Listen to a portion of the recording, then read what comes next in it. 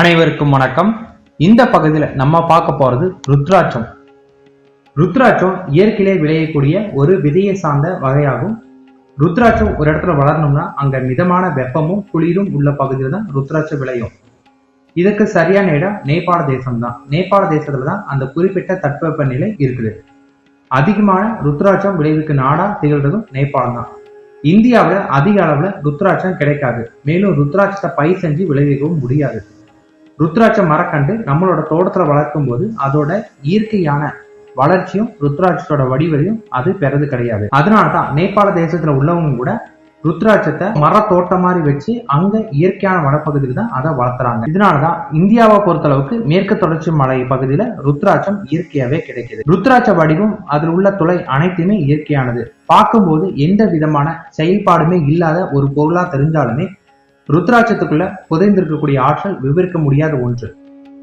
சாதாரண ஒரு மரத்தோட விதையில எப்படி இவ்வளவு ஆற்றல் இருக்க முடியும் எல்லாருமே கேட்பாங்க. அதற்கான விளக்கமும் ஒரு சின்ன விளக்கம் பார்த்திடலாம். மண் துகள்கள் மூலமா தாமிர கம்பிகள் இணைக்கப்பட்டு கம்ப்யூட்டர் சிப் செய்யறாங்க. அந்த கம்ப்யூட்டர் சிப் மூலியமா அவங்க உலகத்துல எல்லாருமே தொடர்பு கொள்ள முடியுது. அவங்க நினைச்ச எல்லாத்தையுமே சாதிக்க முடியும் போது ஒரு சாதாரண மண் சிப்னால எத்தனை முடியுமோ ஒரு விதையினால முடியாதா? ஆனா அந்த மண் சிப்புனால எப்படி மற்ற காம்பனண்ட் அதுக்கு தேவை, அதுக்கு சக்தி ஊட்டுறது தேவை, அதே போல சக்தி வாய்ந்த ஒருத்தரோட கையில இருந்தாதான் செயல்படுமோ அது போலதான் ருத்ராட்சமும். அது பார்க்கறதுக்கு சாதாரண மண் துகளா இருந்தாலுமே அதுக்கு சரியான உபகரணங்கள் தேவைப்படும். அதற்கு சக்தி ஊட்டக்கூடிய ஒரு மனிதரும் அதற்கு தேவைப்படுது. இது எல்லாமே சேரும்போதுதான் ருத்ராட்சம் உங்களுக்கு பயனளிக்க ஆரம்பிக்கும். ருத்ராட்சம் தியான நிலையில் இருப்பவங்களுக்கு சூட்சும முறையில ஆற்றலை கடத்தலும் அவங்களோட ஆன்மாவோட உரையாடவும் ருத்ராட்சம் ஒரு உயிரா செயல்படும். 108 ருத்ராட்ச மாலை அணிஞ்சிட்டு ஒருவர் ஒரு கூட்டத்துல வலம் வராரு. 100க்கு மேற்பட்டவங்க வலம் வரக்கூடிய இடமாவே இருந்தாலும் அத்தனை பேரோட சமமான எண்ணிக்கையும் அந்த ஒரு ருத்ராட்சம் அணிஞ்சவருக்கு அந்த சக்தி கிடைக்க ஆரம்பிக்கும். ருத்ராட்சம் பயன்படுத்துறதுக்கு எந்த ஒரு கட்டுப்பாடுமே இல்லை. குறிப்பிட்ட ஜாதி மத இன வேறுபாடு அப்படின்னு எதுவும் கிடையாது. ஆண் பெண் அப்படின்னு யாரு வேணாலும் பயன்படுத்தலாம். வயது மற்றும் இதர விஷயங்களும் இதுக்கு தடையா இருக்காது.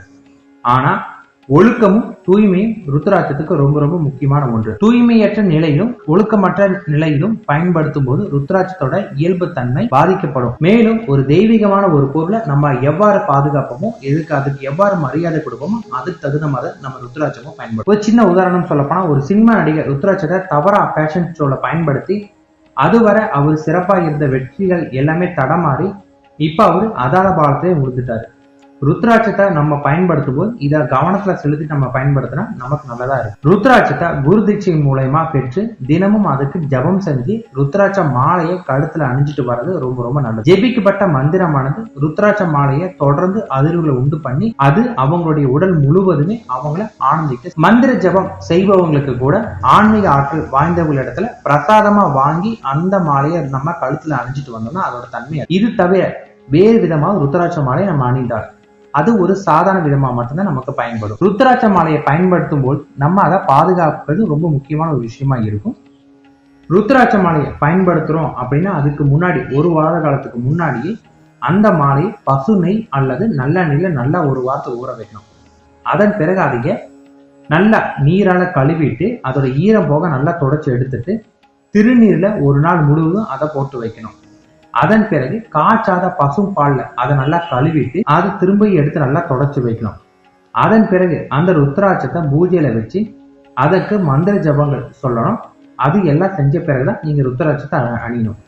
நீங்க அதுக்கு பயன்படுத்தக்கூடிய மந்திர ஜபம் ஓம் நம சிவாய அல்லது சிவாய நம, இதுல எது வேணாலும் நீங்க பயன்படுத்திக்கலாம். இந்த முறையில தூய்மையாக்குறது வருஷத்துக்கு ஒரு முறை நம்ம பண்ற மாதிரி உங்களுக்கு இருக்கணும்.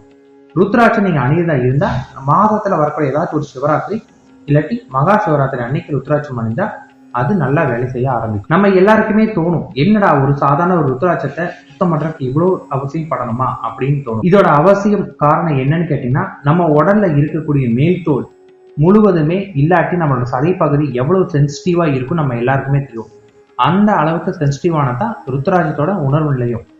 அதனாலதான் அதோட மேல் பகுதி கடினமாகவும் அதோட உணர்வு ரொம்ப சென்சிட்டிவாகவும் இருக்கும். அந்த கடினமான தன்மை நம்ம சுத்தம் பண்ணும்போது தான் அதோட உணர்வு அதிகரிக்க ஆரம்பிக்கும். ருத்ராட்ச மணிகளை பல வகை உண்டு. அதாவது 1 முதல் 14 முகம் வரை ருத்ராட்ச மணிகள் பொதுவாக கிடைக்குது. முகம் அப்படிங்கிறது ருத்ராட்ச மணிகள் மேலுள்ள ஒரு செங்குத்தான கோடாகும். ஆரஞ்சு பழத்தோட தோல் நம்ம உரிச்சோம்னா அதோட உள்பகுதியில எப்படி சுளைக்கிடையே ஒரு கோடுமா நமக்கு தெரியும், அந்த பகுதி போலதான் ருத்ராட்சத்துல நம்ம முகம் அப்படின்னு சொல்லுவோம். ஒவ்வொரு முகத்துக்கும் ஏற்ப ருத்ராட்சோட ஆற்றல் வேறுபடும், அதன் மூலம் கிடைக்கக்கூடிய பலன்களும் வேறுபடும் அப்படின்னு கூறுறாங்க. ஆனா உண்மையிலே ருத்ராட்சத்தோட பலன் தருவது, செல்வம் கொடுப்பது போன்ற செயல்கள்லாம் அதுல எதுவுமே பண்ணாது. நவரத்னங்கள் போல இதையும் வியாபாரமாக்கும் யுக்தி தான் இந்த பிரச்சாரம். நீங்க ருத்ராட்சத்தை தங்கம், தாமியம் அல்லது பருத்தி நூலால மாலையா அணுகிறது ரொம்ப ரொம்ப நல்லது. நூல்ல மட்டும் நீங்க ருத்ராட்சத்தை பண்ணும்போது அதை நல்லா நெருக்கமா போட்டு வச்சுக்கோங்க. ருத்ராட்ச வடிவங்கள் அப்படின்னு சில முக்கிய செயல்கள் இருக்கும். இந்த ஒவ்வொரு வகையான ருத்ராட்சம் அடிப்படையில ஒரே மாதிரி செயலை செஞ்சாலுமே சில பிரத்யேக காரணங்களுக்கும் நம்ம அதை பயன்படுத்தலாம். அதாவது 5 முக ருத்ராட்சம் கிரகஸ்தர்கள், அதாவது குடும்பத்துல உள்ளவங்க அதான் 5 முக ருத்ராட்சம் மட்டும்தான் பயன்படுத்தணும். ஏகமுக ருத்ராட்சம் அப்படின்னு அழைக்கப்படக்கூடிய ஒரு முக ருத்ராட்சங்கிறது சன்னியாசிகள் மட்டும்தான் அணியணும். அதே போல நமக்கு அந்த ஒருமுக ருத்ராட்சம் கிடைச்சா அதை நம்ம சாலிக்கிராம மாதிரி நம்மளோட வீட்டுல வச்சு பூஜை பண்ணலாமே தவிர அதை நம்ம கழுத்துல அணியக்கூடாது. 4 முக ருத்ராட்சத்தை நம்ம பயன்படுத்துறதுனால கலைநயம், சங்கீத ஞானம் போன்ற கலையாற்றல் நமக்கு வளர ஆரம்பிக்கும். குழந்தையோட பிறப்பு இல்லாமல் சிரமப்படுறவங்க 4 முக ருத்ராட்சத்தை பயன்படுத்திட்டு வந்தாங்க, அந்த தடை நீங்க ஆரம்பிச்சு விரைவில் அவங்களுக்கு குழந்தை பாக்கியம் கிடைக்க ஆரம்பிக்கும். துடிப்பு இல்லாமல் ரொம்ப சோர்வா இருக்கக்கூடிய குழந்தைங்க, 12 வயதுக்கு உட்பட்ட குழந்தைகள் 6 முக அதாவது சண்முக ருத்ராட்சம் அணிஞ்சாங்கன்னா அவங்களுக்கு நல்ல பழக்கம். மன வாழ்க்கையில வாழ்க்கை துணையோருடன் இல்லாம பிரிஞ்சு உள்ளவங்க கௌரி சங்கர் அப்படிங்கிற வகையை சேர்ந்த ருத்ராட்சத்தை அணிஞ்சாங்கன்னா அவங்களுடைய வாழ்க்கை முன்னேற்றம் உண்டாகும். தனியா ஒரே ஒரு ருத்ராட்சத்தை நம்ம அணிகிறதை விட ஒரு மணி மாலையா அணிகிறது ரொம்ப ரொம்ப நல்லது.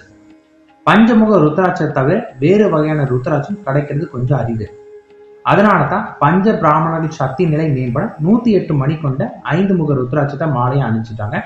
அதனால அது மேம்பாடும் அவங்களுக்கு கிடைக்க ஆரம்பிக்கும். ருத்ராட்சத்துல போலியான மணிகளும் நிறைய கிடைக்குது.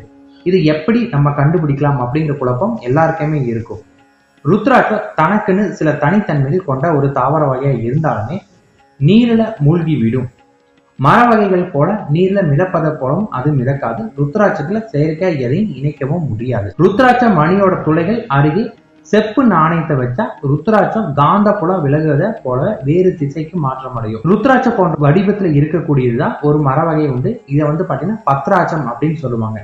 இதுல சாயத்தை கொடுத்து ருத்ராட்சத்தை போல விற்பனையும் செய்யறாங்க. இதை நம்ம தகுந்த பரிசோதனை செய்த பிறகுதான் நமக்கு அது புரிய ஆரம்பிக்கும். இதோட பரிசோதனைகள் நிறைய இருக்கு. அது என்னன்னு நீங்க தெரிஞ்சுக்கணும் அப்படின்னு நினைக்கிறவங்களுக்கு சித்தர்கள் இ-புக் அப்படின்னு சொல்லி ஒரு வீடியோ போட்டிருக்கோம். அந்த வீடியோல உங்களுக்கு நிறைய தமிழ் புக்ஸ் கொடுத்துருக்கோம்.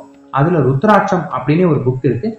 அந்த புக்ஸ் நீங்க எடுத்து பாத்தீங்கன்னா உங்களுக்கு ருத்ராட்சத்தை பத்தி அதை பரிசோதிக்கிற முறைகள் எல்லாமே உங்களுக்கு ரொம்ப தெளிவா கொடுத்துரும். அதே போல ஜோதிட ரீதியாகவும் ருத்ராட்சம் பயன்படுத்த முடியுமா அப்படின்னு கேட்டீங்கன்னா கண்டிப்பா அது முடியும். ஒரு முக ருத்ராட்சம் முதல் அதோட வரிசை கிரகமா உள்ள முக அமைப்புகள் நமக்கு சூரியன் முதல் சனி வரை எல்லாமே கரெக்டா சமமா நமக்கு வர மாதிரி இருக்கும்.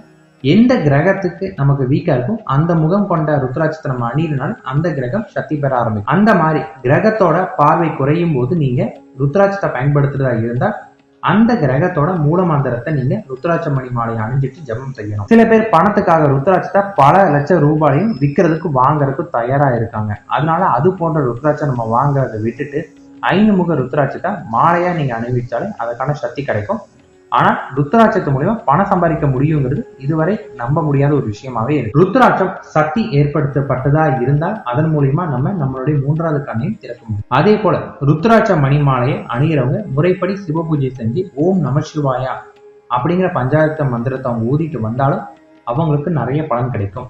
இப்ப அந்த பலனை பார்க்கலாம். ஒரு முக ருத்ராட்சம் அணிஞ்சிட்டு வரவங்க சிவ சொரூபம், அதனால அவங்க பிரம்மகத்தி தோஷத்துல இருந்து விலகுவாங்க. 2 முக ருத்ராட்சம் அணிஞ்சிட்டு ஓம் நமசிவாய மந்திரத்தை ஓதிட்டு வரவங்க தேவனாகி சிவசக்தி வடிவமான ஸ்ரீ அர்த்தநாதீஸ்வரரோட சொரூபம், அதனால அதை அணிஞ்சு நம்ம நமசிவாய மந்திரம் ஓதுறதுனால புத்தி பூர்வம் அபுத்தி பூர்வம் அப்படின்னு 2 வகையான பாவ வினைகள் நீங்க ஆரம்பிக்கும். 3 முக ருத்ராட்சம் அணியிறனால ஸ்ரீ திரத்தாக்கினி சொரூபம் இதை அணிஞ்சிட்டு வரனால ஸ்ரீஹத்தி தோஷம், அதாவது பெண் கொலை பாவம் இருந்து நம்ம விலக ஆரம்பிப்போம். 4 முக ருத்ராட்சம் நம்ம அணியிறனால நரகத்தி தோஷம் நமக்கு நிவாரணம் கிடைக்கும். 5 முக ருத்ராட்சம் நம்ம அணியிறனால ஸ்ரீ காலாக்கினி ருத்ர ரூபம், இதனால சிவ அனுகிரகம் அவங்களுக்கு கிடைக்க ஆரம்பிக்கும். 6 முக ருத்ராட்சம் அவங்க அணியிறனால ஸ்ரீ சுப்பிரமணிய சொரூபமான 6 முக ருத்ராட்சத்தை அணியதுனால பிரம்மகத்தி தோஷம் விலக ஆரம்பிக்கும். அதே போல ஸ்ரீ விநாயகர், ஸ்ரீ சுப்பிரமணியரோட அருளும் நமக்கு இதன் மூலியமா கிடைக்க ஆரம்பிக்கும். இதைய வலது காதுல குண்டலமாவோ அல்லது வலது புஜத்துல அணியிறனால விசேஷ பலன்களும் கிடைக்க ஆரம்பிக்கும். அந்த பலன் ஒருவருக்கு தகுந்த மாதிரி மாறுபடவும் செய்யும்.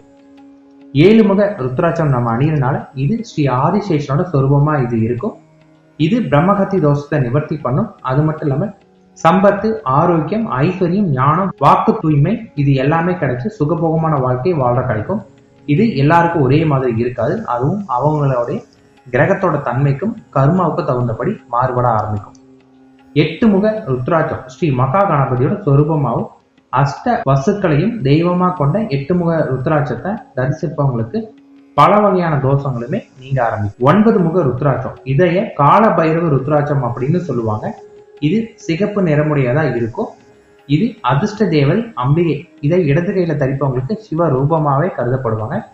புத்தி முத்தி கொடுக்க வல்லது இது. 10 முக ருத்ராட்சம் இது விஷ்ணு சொரூபமாகவும் தச சித்திக்கும் தேவதைகளோட சொரூபமா இது விளங்கும்.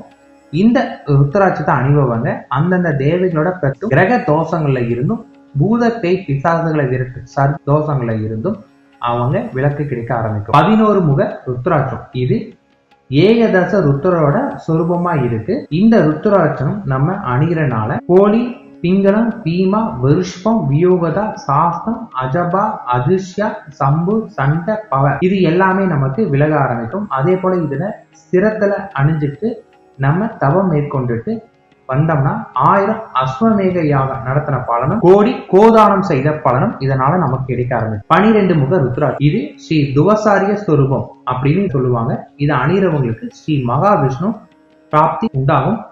கோமேதகம் அஸ்வமேத யாகம் செஞ்ச பலனும் இதனால நமக்கு கிடைக்க ஆரம்பிக்கும். துஷ்ட மிருகங்கிட்ட இருந்து பாதுகாப்பும் கிடைக்க ஆரம்பிக்கும். நன்றி, வணக்கம்.